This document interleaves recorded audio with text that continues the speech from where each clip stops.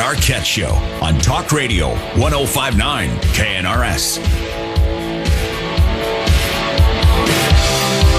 All right, welcome back to the Rod Arquette Show here on Utah's Talk Radio 105.9 KNRS. Listening to the final half hour with you tonight. And then Jesse Kelly will step in. Jesse will be with you right up until 10 o'clock tonight.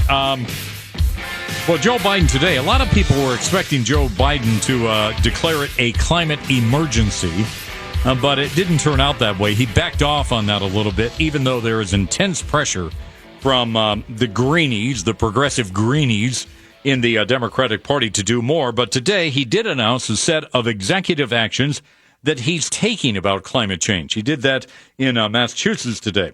Well, a while ago, we had a chance to talk with Utah Senator Mitt Romney about that and about the senator's plan to do something about the Great Salt Lake with the Great Salt Lake Recovery Act. I asked him, first of all, his reaction to what Joe Biden is doing in announcing executive actions on climate after attempts failed in Congress. Well, I think he's making an enormous mistake.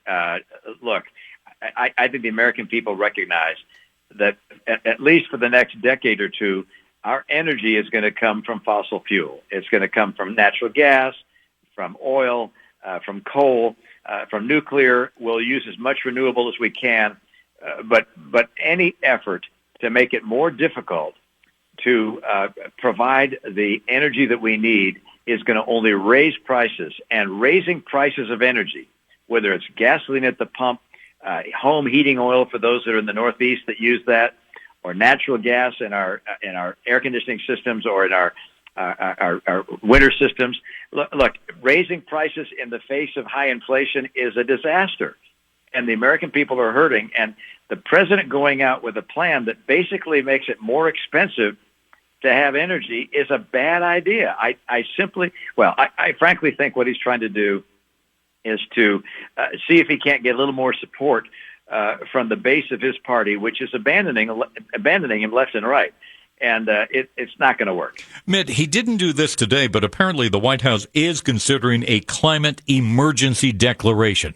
That sounds like an act of desperation to me. Is it to you, Mitt? Well, yeah, I think it's a political act and an act of desperation politically. And you look at his numbers, 33% approval in the New York Times Siena poll. With, what did I see, 94% of people under 30 don't want him to run for president again, and this is in his own party. That's among Democrats.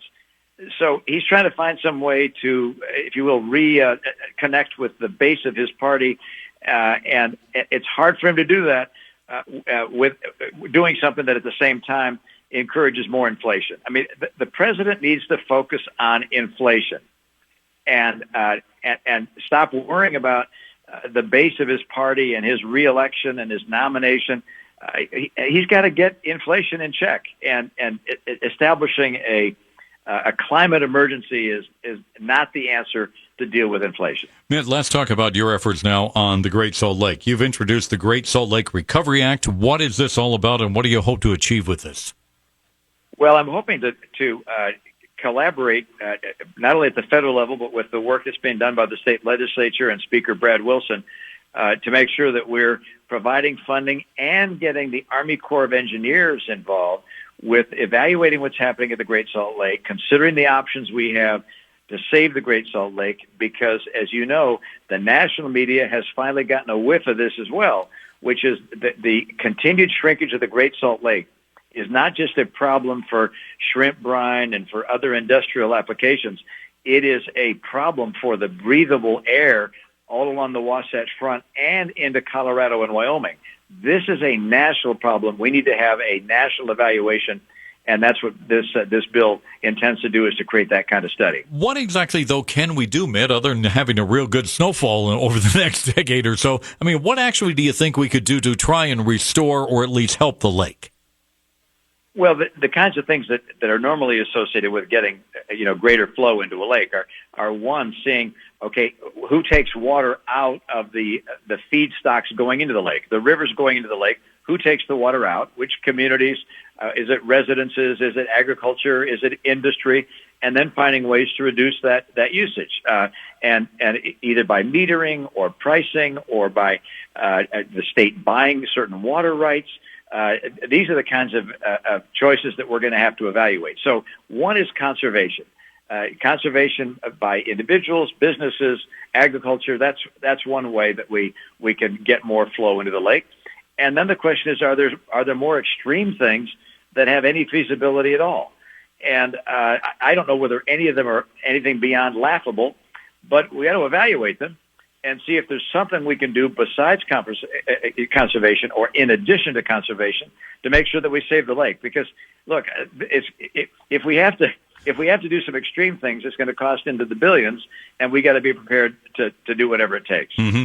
What is the role of the Army Corps of Engineers in this, and how critical are they to this, Mitt?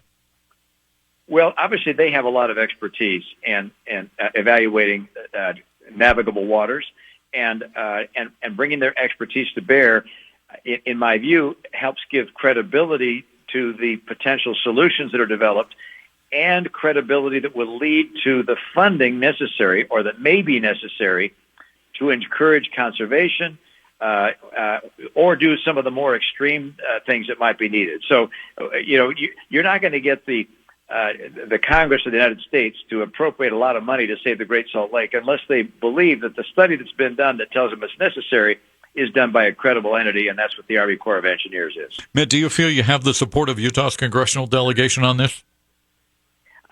Well, by the time I'm finished, I expect to have everybody on board. There's always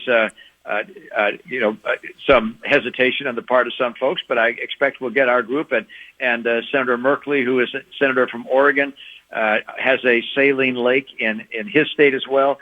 We've introduced the legislation to evaluate our saline lakes because this is a problem throughout the West as we've seen drought conditions. On our Newsmaker line, Utah Senator Mitt Romney here on Talk Radio 105.9 KNRS.